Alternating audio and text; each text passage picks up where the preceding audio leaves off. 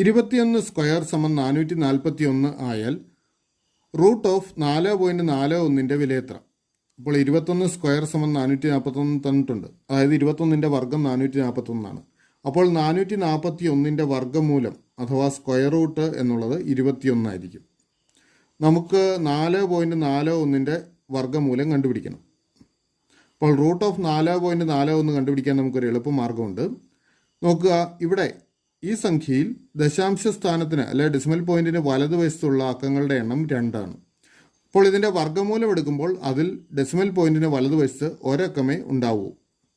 അപ്പോൾ ഇതിൻ്റെ വർഗ്ഗമൂലം എഴുതുന്നതിനായിട്ട് 441 വർഗ്ഗമൂലം എഴുതുക, അത് 21. എന്നിട്ട് ഇതിൽ ഡെസിമൽ പോയിന്റിന് വലതുവശത്ത് ഒരക്കം വരുന്ന രീതിയിൽ ഡെസിമൽ പോയിന്റ് കൊടുക്കുക. അപ്പോൾ 2.1 എന്ന് ഉത്തരം കിട്ടും. അപ്പോൾ ശരി ഉത്തരം ഓപ്ഷൻ ഡി, 2.1. കൂട്ടത്തിൽ പെടാത്തത് ഏത്? 11, 13, 15, 17. അപ്പോൾ ഈ 4 സംഖ്യകളിൽ കൂട്ടത്തിൽ പെടാത്തത് അഥവാ വേറിട്ട് നിൽക്കുന്ന സംഖ്യ എന്ന് കണ്ടുപിടിക്കണം. നോക്കുക, ഇക്കൂട്ടത്തിൽ 11, 13, 17 ഇവ മൂന്നും അഭാജ്യ സംഖ്യകൾ അല്ലെങ്കിൽ പ്രൈം നമ്പേഴ്സാണ്. എന്നാൽ 15 അങ്ങനെയല്ല, അതൊരു കോമ്പസിറ്റ് നമ്പറാണ്. 5ഉം 3ഉം ഒക്കെ 15ൻ്റെ ഘടകങ്ങളാണ്. അപ്പോൾ ഇക്കൂട്ടത്തിൽ വേറിട്ട് നിൽക്കുന്നത് 15 ആണ്. ശരിയുത്തരം ഓപ്ഷൻ സി, 15. ഒരു കോഡ് ഭാഷയിൽ ക്യാറ്റിനെ 24 എന്ന് എഴുതാമെങ്കിൽ റാറ്റിനെ എങ്ങനെ എഴുതാം? അപ്പോൾ ഒരു കോഡ് ഭാഷയിൽ ക്യാറ്റിന് കൊടുത്തിരിക്കുന്ന കോഡ് 24 ആണ്. റാറ്റിൻ്റെ കോഡ് നമ്മൾ കണ്ടുപിടിക്കണം. അപ്പോൾ ക്യാറ്റിന് കോഡ് കിട്ടിയത് എങ്ങനെയാണെന്ന് നോക്കുക. ഇവിടെ ചെയ്തിരിക്കുന്നത് ഇത്രയേ ഉള്ളൂ. ഓരോ അക്ഷരത്തിനും ഇംഗ്ലീഷ് അക്ഷരമാലയിലെ ക്രമനമ്പർ കൊടുത്തിട്ട് ആ ക്രമനമ്പറുകളുടെ തുക എടുത്തു. അപ്പോൾ സിയുടെ ക്രമനമ്പർ 3 ആണല്ലോ. എ 1ാമത്തെ അക്ഷരമായതുകൊണ്ട് അതിന് ക്രമനമ്പർ 1, ടി 20ാമത്തെ അക്ഷരമായതുകൊണ്ട് 20 എന്ന് ക്രമനമ്പർ കൊടുക്കുക. അപ്പോൾ ഈ 3 നമ്പറുകളുടെ തുകയാണ് 24. അതുപോലെ റാറ്റിന് കോഡ് കണ്ടുപിടിക്കണമെങ്കിൽ 6 18ാമത്തെ അക്ഷരമാണ്, എ 1ാമത്തെ അക്ഷരം, ടി 20ാമത്തെ അക്ഷരം. ഈ 3 സംഖ്യകളുടെ തുക കാണണം. അത് 20ഉം 18ഉം 38 1 39 വരും. അപ്പോൾ റാറ്റിൻ്റെ കോഡ് 39. ശരി ഉത്തരം ഓപ്ഷൻ ബി. ഇപ്പോൾ രാമുവിന് 9 വയസ്സും രാജന് 10 വയസ്സും രവിക്ക് 11 വയസ്സുമുണ്ട്. എത്ര വർഷം കഴിയുമ്പോൾ ഇവരുടെ വയസ്സുകളുടെ തുക 48 ആകും? അപ്പോൾ രാമുവിന് ഇപ്പോൾ 9 വയസ്സുണ്ട്, രാജന് 10 വയസ്സ്, രവിക്ക് 11 വയസ്സ്. എത്ര വർഷം കഴിയുമ്പോൾ ഇവരുടെ വയസ്സുകളുടെ തുക 48 ആകുമെന്ന് കണ്ടുപിടിക്കണം. അപ്പോൾ ഇപ്പോഴത്തെ ഇവരുടെ വയസ്സുകളുടെ തുക എന്നുള്ളത് 9 + 10 + 11 ആണ്. അത് 11ഉം 9ഉം കൂടെ കൂട്ടി 20, 20ഉം 10ഉം 30. ഇപ്പോഴത്തെ വയസ്സുകളുടെ തുക 30 ആണ്. അപ്പോൾ വയസ്സുകളുടെ തുക 48 ആകണമെങ്കിൽ 48ൽ നിന്ന് 30 കുറച്ച് കഴിഞ്ഞ് കഴിഞ്ഞാൽ നമുക്ക് 18 കിട്ടും. അപ്പോൾ വയസ്സുകളുടെ തുക 48 ആകണമെങ്കിൽ അവരുടെ വയസ്സുകളുടെ തുകയിൽ 18ൻ്റെ വർധനവ് ഉണ്ടാവണം. അപ്പോൾ 3 പേർക്കുമായിട്ടാണ് 18ൻ്റെ വർധനവ് ഉണ്ടാവേണ്ടത്. അപ്പോൾ ഓരോരുത്തർക്കും ഉണ്ടാവേണ്ട വർധനവ് എന്ന് പറയുന്നത് 18/3 = 6 ആണ്. അപ്പോൾ ഓരോരുത്തർക്കും 6 വയസ്സിൻ്റെ വർധനവ് ഉണ്ടാകണം. അതായത് 6 വർഷം കഴിയുമ്പോൾ ഇവരുടെ വയസ്സുകളുടെ തുക 48 ആവും. ശരി ഉത്തരം ഓപ്ഷൻ എ. റോഡ്, കിലോമീറ്റർ, ശർക്കര ഡാഷ്. അപ്പോൾ റോഡും കിലോമീറ്ററും തമ്മിലുള്ള ഒരു ബന്ധം മുൻനിർത്തി വേണം നമ്മൾ ഇവിടെ വരുന്ന വാക്ക് കണ്ടുപിടിക്കാൻ. നോക്കുക, റോഡിൻ്റെ നീളം അളക്കുന്നതിനുള്ള യൂണിറ്റാണ് കിലോമീറ്റർ. അപ്പോൾ റോഡിൻ്റെ കാര്യം പറയുന്നത് നമ്മൾ ഇത്ര കിലോമീറ്റർ റോഡ് ഉണ്ട് എന്നുള്ള രീതിയിലാണ്. അപ്പോൾ ശർക്കര പറയുന്നത് അതിൻ്റെ ഭാരം അനുസരിച്ചാണ്. അപ്പോൾ ഭാരം അളക്കുന്നതിനുള്ള യൂണിറ്റ് അത് കിലോഗ്രാമും ആവാം, ഗ്രാമും ആകാം. എന്നാൽ ഇവിടെ കിലോമീറ്റർ തന്നിരിക്കുന്നതുകൊണ്ട് കിലോഗ്രാം ആണ് അനുയോജ്യമായത്. അപ്പോൾ ശരിയുത്തരം ഓപ്ഷൻ എ, കിലോഗ്രാം നമുക്കെടുക്കാം. 160 മീറ്റർ നീളമുള്ള ഒരു തീവണ്ടി 72 km/മണിക്കൂർ വേഗതയിൽ സഞ്ചരിക്കുന്നു. ഒരു ടെലിഫോൺ പോസ്റ്റ് കടന്നു പോകുന്നതിന് ഈ തീവണ്ടിക്ക് എന്ത് സമയം വേണം? ഇവിടെ 160 മീറ്റർ നീളമുള്ള ഒരു തീവണ്ടി 72 km വേഗതയിൽ സഞ്ചരിക്കുന്നു എന്ന് പറഞ്ഞിട്ടുണ്ട്. ഒരു ടെലിഫോൺ പോസ്റ്റ് കടന്നു പോകുന്നതിന് ഈ തീവണ്ടിക്ക് എന്ത് സമയം വേണമെന്ന് കണ്ടുപിടിക്കണം. അപ്പോൾ തീവണ്ടിക്ക് ഒരു ടെലിഫോൺ പോസ്റ്റ് കടന്നു പോകുന്നതിന് തീവണ്ടിയുടെ നീളത്തിൻ്റെ അത്രയും ദൂരം സഞ്ചരിക്കണം. ഇവിടെ തീവണ്ടിയുടെ നീളം 160 മീറ്റർ ആണല്ലോ. അപ്പോൾ ഈ തീവണ്ടിക്ക് 160 മീറ്റർ ദൂരം സഞ്ചരിക്കാൻ എത്ര സമയം വേണ്ടി വരും എന്ന് കണ്ടുപിടിച്ചാൽ മതി. ഇവിടെ തീവണ്ടിയുടെ വേഗത 72 km/മണിക്കൂറാണ്. അപ്പോൾ നമുക്ക് ആദ്യം km/മണിക്കൂറിൽ തന്നിരിക്കുന്ന ഈ വേഗതയെ മീറ്റർ/സെക്കൻഡിലേക്ക് മാറ്റാം. km/മണിക്കൂറിൽ തന്നിരിക്കുന്ന അളവിനെ മീറ്റർ/സെക്കൻഡിലേക്ക് മാറ്റുന്നതിനായിട്ട് 18 5 കൊണ്ട് ഗുണിച്ചാൽ മതി. അപ്പോൾ 72നെ 18 5 കൊണ്ട് ഗുണിക്കാം. 72 × 18 5. ഈ 72നെയും 18നെയും 9 കൊണ്ട് ഹരിക്കാം. 72നെ 9 കൊണ്ട് ഹരിച്ചാൽ 8 വരും. 18നെ 9 കൊണ്ട് ഹരിച്ചാൽ 2. 8നെ വീണ്ടും 2 കൊണ്ട് ഹരിക്കാം. അപ്പോൾ 4 എന്ന് കിട്ടും. 4 ഗുണം 5 20. അപ്പോൾ തീവണ്ടിയുടെ വേഗത 20 മീറ്റർ പെർ സെക്കൻഡാണ്. അതായത് ഒരു സെക്കൻഡിൽ 20 മീറ്റർ ദൂരം സഞ്ചരിക്കും. ഇനി 160 മീറ്റർ ദൂരം സഞ്ചരിക്കണം. അതിനുള്ള സമയമാണ് നമുക്ക് കണ്ടുപിടിക്കേണ്ടത്. അപ്പോൾ 160 മീറ്റർ സഞ്ചരിക്കുന്നതിനായിട്ട് എത്ര സമയം എടുക്കുമെന്ന് കണ്ടുപിടിക്കുന്നതിനായിട്ട് 160നെ 20 കൊണ്ട് ഹരിക്കുക. 0 0 ക്യാൻസൽ ചെയ്യാം. 16നെ 2 കൊണ്ട് ഹരിച്ചാൽ 8. അപ്പോൾ 8 സെക്കൻഡ് സമയം കൊണ്ട് തീവണ്ടി ഈ 160 മീറ്റർ ദൂരം സഞ്ചരിക്കും. അതായത് ടെലിഫോൺ പോസ്റ്റ് കടന്നു പോകുന്നതിന് തീവണ്ടിക്ക് വേണ്ട സമയം 8 സെക്കൻഡാണ്. ശരി ഉത്തരം ഓപ്ഷൻ ബി. താഴെ തന്നിരിക്കുന്നവയിൽ മറ്റുള്ളവയിൽ നിന്ന് വേറിട്ട് നിൽക്കുന്നത് ഏത്? സമചതുരം, ചതുരം, ത്രികോണം, ന്യൂനകോൺ. അപ്പോൾ ഒറ്റ നോട്ടത്തിൽ തന്നെ ഉത്തരം പറയാവുന്ന ഒരു ചോദ്യമാണിത്. ഇതിൽ ന്യൂനകോണാണ് വേറിട്ട് നിൽക്കുന്നതെന്ന് പെട്ടെന്ന് മനസ്സിലാക്കാം. കാരണം സമചതുരം, ചതുരം, ത്രികോണം ഇവ എല്ലാം ജാമിതീയ രൂപങ്ങളായ ബഹുഭുജങ്ങളാണ്. എന്നാൽ ന്യൂനകോൺ അങ്ങനെയല്ല. അതുകൊണ്ട് തന്നെ വേറിട്ട് നിൽക്കുന്നത് ന്യൂനകോണാണ്. അപ്പോൾ ശരി ഉത്തരം ഓപ്ഷൻ ഡി. അധികം സമം ഹരണം, ഹരണം സമം ന്യൂനം, ന്യൂനം സമം ഗുണനം, ഗുണനം സമം അധികം എന്നിങ്ങനെയായാൽ 48 അധികം 16 ഭാഗം 4 മൈനസ് 2 ഗുണം 9 സമം ഡാഷ്. ഇപ്പോൾ നമുക്ക് ക്രിയ ചെയ്ത് കണ്ടുപിടിക്കേണ്ട ഈ ഭാഗത്തിൽ തന്നിരിക്കുന്ന സിമ്പിൾസിൻ്റെ എല്ലാം അർത്ഥം മാറിയിട്ടുണ്ട്. ഉദാഹരണമായിട്ട് അധികം സൂചിപ്പിക്കുന്ന ഹരണത്തിനെയാണ്, ഹരണം സൂചിപ്പിക്കുന്ന ന്യൂനത്തിനെയാണ്. അങ്ങനെ മാറിയിട്ടുണ്ട്. നമുക്ക് ആദ്യം ചെയ്യേണ്ടത് ഇതിനകത്ത് കറക്റ്റായ സിമ്പിൾസ് കൊടുത്ത് ഇതിനെ ഒന്ന് മാറ്റി എഴുതുക എന്നുള്ളതാണ്. അപ്പോൾ 48 അധികത്തിന് പകരം ഹരണം കൊടുക്കാം. ഹരണം 16. ഈ ഹരണം സൂചിപ്പിക്കുന്ന ന്യൂനമാണ്. ന്യൂനം 4. ന്യൂനം സൂചിപ്പിക്കുന്ന ഗുണനത്തിനെയും ഗുണനം 2 ഗുണം അധികത്തിനെയും സൂചിപ്പിക്കുന്നു. അധികം 9. അപ്പോൾ ഇനി ഇത് കണ്ടുപിടിക്കാനായിട്ട് ഇതിനകത്ത് ഈ ഹരണവും അതുപോലെ ഈ ഗുണനവും നമ്മൾ ആദ്യമേ ചെയ്യണം. 48നെ 16 കൊണ്ട് ഹരിച്ചാൽ 3, ന്യൂനം 4 ഗുണം 2 8, അധികം 9 എന്ന് വരും. ഇവിടെ എളുപ്പമുണ്ട്. 9ഉം 3ഉം കൂടെ കൂട്ടുക 12 കിട്ടും. അതിൽ നിന്ന് 8 കുറയ്ക്കുക. 12ൽ നിന്ന് 8 കുറച്ച് കഴിഞ്ഞാൽ 4. അപ്പോൾ ശരി ഉത്തരം ഓപ്ഷൻ ബി 4. 9876 മൈനസ് 3789 സമം ഡാഷ്. അപ്പോൾ നമുക്ക് 9876 നിന്നും 3789 കുറയ്ക്കാം. നമുക്ക് ഉത്തരം കാണാനായി കുറച്ച് നോക്കാം. ഈ 6ൽ നിന്ന് 9 കുറയ്ക്കാൻ പറ്റില്ല. അപ്പോൾ ഇവിടെ നിന്ന് കടമെടുത്ത് 16 ആക്കുന്നു. 16ൽ നിന്ന് 9 കുറച്ചാൽ 7. അപ്പോൾ നമ്മുടെ ഉത്തരത്തിൻ്റെ വലത്തേ അറ്റത്തെ അക്കം 7 ആണ്. അപ്പോൾ ഈ ഘട്ടത്തിൽ തന്നെ നമുക്ക് ഉത്തരം എഴുതാം. കാരണം തന്നിട്ടുള്ള ഓപ്ഷൻസിൽ വലത്തേ അറ്റത്ത് 7 വരുന്ന ഒറ്റ സംഖ്യയേ ഉള്ളൂ. Option A 6087. അപ്പോൾ ശരി ഉത്തരം ഓപ്ഷൻ എ 6087. സംശയമുണ്ടെങ്കിൽ നമുക്ക് 6087 3789 കൂടെ ഒന്ന് കൂട്ടി നോക്കാവുന്നതാണ്. 1 8 27 64 ഡാഷ് എന്ന ശ്രേണിയിലെ അടുത്ത സംഖ്യ ഏത്?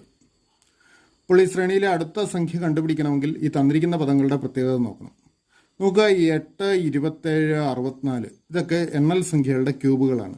8 എന്നാൽ 2ൻ്റെ ക്യൂബാണ്, അല്ലെ 2/3 ആണ്. 27 3ൻ്റെ ക്യൂബ്, 64 4ൻ്റെ ക്യൂബ്.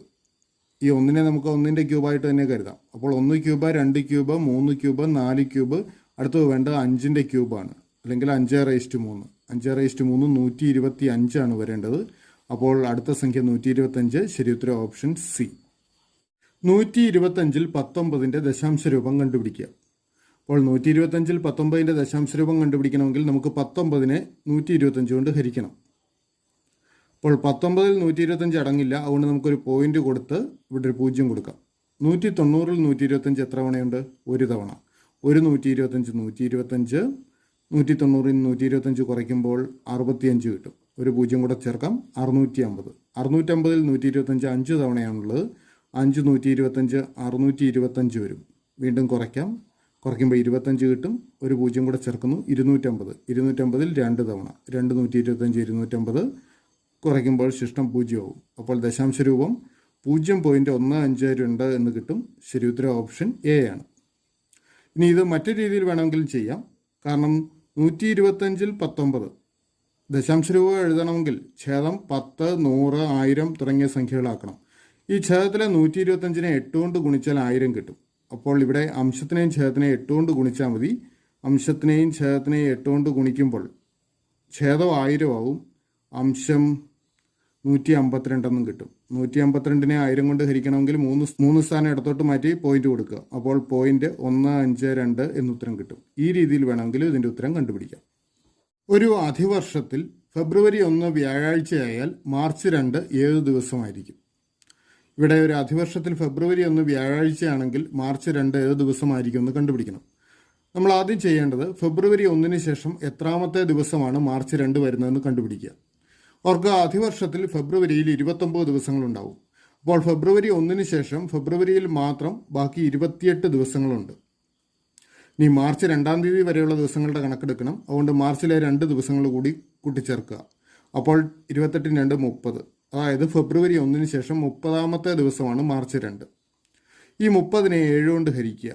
30നെ 7 കൊണ്ട് ഹരിക്കുമ്പോൾ 30ൽ 4 തവണയുണ്ട്. 4 7 28 കുറയ്ക്കുമ്പോൾ ശിഷ്ടം 2 കിട്ടും. ഈ ശിഷ്ടം 2 വന്നതുകൊണ്ട് വ്യാഴാഴ്ചയോടുകൂടി 2 ദിവസം ചേർക്കുക. അതായത് വെള്ളി ശനി വരും.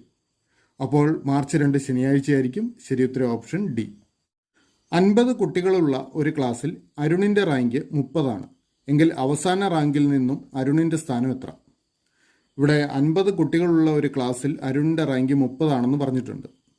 അപ്പോൾ 50 കുട്ടികളുള്ളതുകൊണ്ട് 1 മുതൽ 50 വരെയുള്ള റാങ്കുകളായിരിക്കും ആ ക്ലാസ്സിൽ ഉണ്ടാവുക എന്ന് കരുതുക. അപ്പോൾ 1 2 3 എക്സെട്ര അങ്ങനെ 30ാമത്തെ റാങ്കാണ് അരുണിന് കിട്ടിയിരിക്കുന്നത്. ഇനി അരുണിന് ശേഷം 31 അങ്ങനെ 50 വരെയുള്ള റാങ്കുകൾ ഉണ്ടാവും. അപ്പോൾ അരുണിന് ശേഷം അരുണ് വരെ 30 പേരെ ആയിട്ടുള്ളൂ. അരുണിന് ശേഷം ബാക്കി 20 പേരുണ്ടാവും. അപ്പോൾ പുറകിൽ നിന്ന് എണ്ണുകയാണെങ്കിൽ ഈ 20 പേർക്ക് ശേഷം 21ാമത്തെ ആളായിട്ടായിരിക്കും അരുൺ വരിക. അപ്പോൾ അവസാന റാങ്കിൽ നിന്നുള്ള അരുണിൻ്റെ സ്ഥാനം 21ാമത്തേതാണ്. അപ്പോൾ ശരി ഉത്തരം ഓപ്ഷൻ സി 21. 5 പേരുടെ ശരാശരി വയസ്സ് 12. അതിലൊരു കുട്ടിയുടെ വയസ്സ് 8 ആണ്. ബാക്കി 4 പേരുടെ ശരാശരി വയസ്സ് എത്ര? ഇവിടെ 5 പേരുടെ ശരാശരി വയസ്സ് 12 തന്നിരിക്കുന്നു. കൂടാതെ അക്കൂട്ടത്തിൽ ഒരു കുട്ടിയുടെ വയസ്സ് 8 തന്നിട്ടുണ്ട്. നമുക്ക് ബാക്കിയുള്ള 4 പേരുടെ ശരാശരി വയസ്സ് കണ്ടുപിടിക്കണം. ഈ ബാക്കി 4 പേരുടെ ശരാശരി വയസ്സ് കണ്ടുപിടിക്കണമെങ്കിൽ ആ 4 പേരുടെ വയസ്സുകളുടെ തുക കിട്ടണം. ഓർക്കുക, സംഖ്യകളുടെ ശരാശരിയെ അവയുടെ എണ്ണം കൊണ്ട് ഗുണിച്ചു കഴിഞ്ഞാൽ ആ സംഖ്യകളുടെ തുക കിട്ടും. ഇവിടെ 5 പേരുടെ ശരാശരി വയസ്സ് 12 അപ്പോൾ ഈ ഇവരുടെ വയസ്സുകളുടെ ശരാശരിയായ 12നെ അവരുടെ എണ്ണമായ 5 കൊണ്ട് ഗുണിച്ചു കഴിഞ്ഞാൽ നമുക്ക് ഈ 5 പേരുടെ വയസ്സുകളുടെ തുക കിട്ടും. അതായത് 12 × 5 60 5 പേരുടെ വയസ്സുകളുടെ തുക. ഇനി ഈ കൂട്ടത്തിലെ കുട്ടിയുടെ വയസ്സ് 8. അപ്പോൾ ഇവിടെ 60ൽ നിന്ന് നമുക്ക് 8 കുറയ്ക്കാം. 60ൽ നിന്ന് 8 കുറച്ചാൽ 52. അപ്പോൾ ഈ 52 ബാക്കിയുള്ള 4 പേരുടെ വയസ്സുകളുടെ തുക. അപ്പോൾ അവരുടെ ശരാശരി കാണുന്നതിനായിട്ട് 52നെ 4 കൊണ്ട് ഹരിക്കുക. 52/4 13 വരും. അപ്പോൾ 4 പേരുടെ വയസ്സുകളുടെ ശരാശരി 13. ശരി ഉത്തരം ഓപ്ഷൻ ബി. 4-1 + 8-1 + 16-1 ഡാഷ്. അപ്പോൾ ഇവിടെ നമുക്ക് 3 ഭിന്നസംഖ്യകൾ കൂട്ടിയെടുക്കണം. 4-1 + 8-1 + 16-1. ഭിന്നസംഖ്യകൾ കൂട്ടണമെങ്കിൽ അവയുടെ ഛേദം തുല്യമാക്കണം. അപ്പോൾ ഇവിടെ ഛേദം തുല്യമാക്കുന്നതിന് മുമ്പ് ഒരു കാര്യം ശ്രദ്ധിക്കണം. ഇക്കൂട്ടത്തിൽ ഛേദത്തിലെ വലിയ സംഖ്യ 16. ഈ 16 മറ്റ് 2 ഛേദങ്ങളായ 4ൻ്റെയും 8ൻ്റെയും ഗുണിതമാണ്. 4നെ 4 കൊണ്ട് ഗുണിച്ചാൽ 16 കിട്ടും. 8നെ 2 കൊണ്ട് ഗുണിച്ചാൽ 16 കിട്ടും. അപ്പോൾ നമുക്ക് പൊതുവായ ഛേദം 16 ആക്കുന്നതാണ് സൗകര്യം. അപ്പോൾ നമുക്കിവിടെ 4നെ 4 കൊണ്ട് ഗുണിച്ചാൽ 16 കിട്ടും. അതുകൊണ്ട് ഇവിടെ അംശത്തിലും ഛേദത്തിലും 4 കൊണ്ട് ഗുണിക്കുക. അപ്പോൾ 4/16 കിട്ടും. പ്ലസ് ഇവിടെ 8നെ 2 കൊണ്ട് ഗുണിച്ചാൽ 16 കിട്ടുമല്ലോ. അംശത്തിലും ഛേദത്തിലും 2 കൊണ്ട് ഗുണിക്കുന്നു. അപ്പോൾ 2/16 ഇത് വരും. അടുത്തത് 16-1 അതേ രീതിയിൽ തന്നെ എഴുതുക.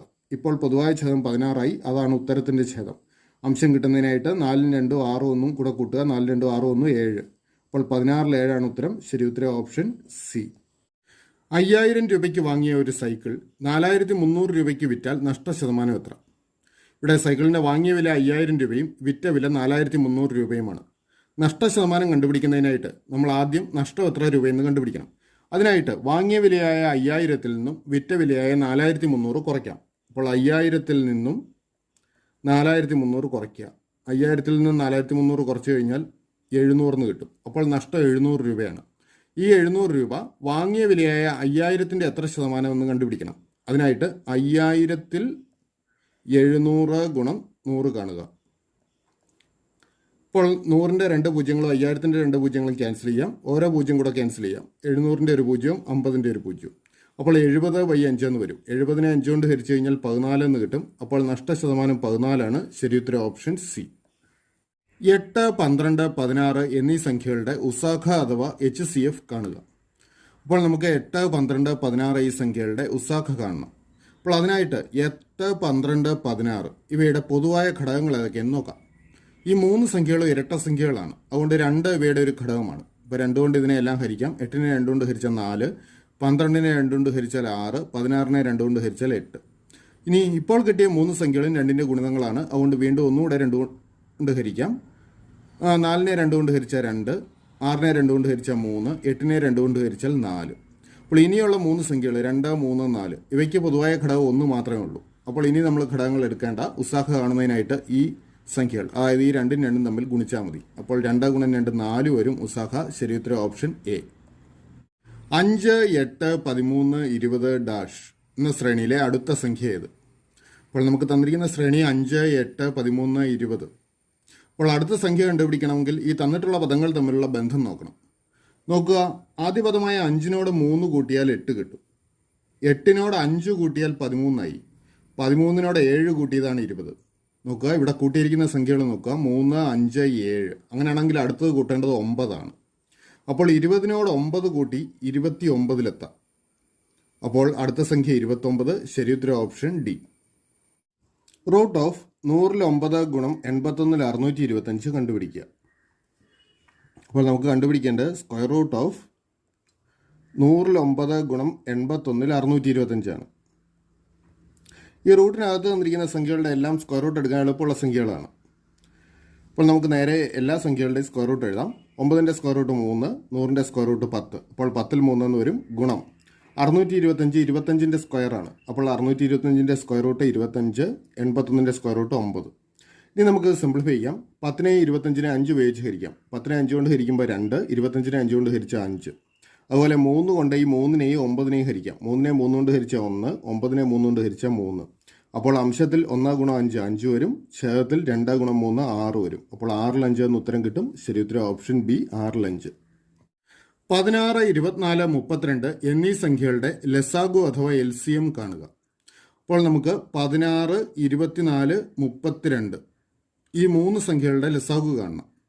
അപ്പോൾ ഈ ചോദ്യത്തിന് ഉത്തരം കാണാൻ ക്രിയകളൊന്നും ചെയ്യേണ്ട കാര്യമില്ല, അല്ലാതെ തന്നെ നമുക്ക് കണ്ടുപിടിക്കാം.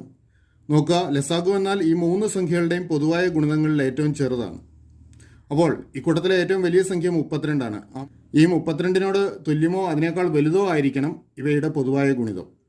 തന്നിട്ടുള്ള ഓപ്ഷൻസിൽ ഓപ്ഷൻ എ, ബി, സി ഈ 3 ഓപ്ഷൻസിലും തന്നിരിക്കുന്ന സംഖ്യകൾ 32നേക്കാൾ ചെറിയ സംഖ്യകളാണ്.